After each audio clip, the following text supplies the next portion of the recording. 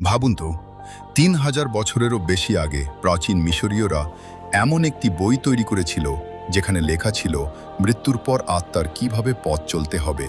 এর নাম ছিল বুক অফ দ্য ডেড বা মৃতদের বই। তবে এটা আসলে একটি নির্দিষ্ট বই নয়। বিভিন্ন সময়ে বিভিন্ন মৃত ব্যক্তির জন্য তৈরি করা হতো আলাদা আলাদা প্যাপিরাস, যেখানে মন্ত্র, প্রার্থনা এবং পরকালের নানা নির্দেশনা লেখা থাকত।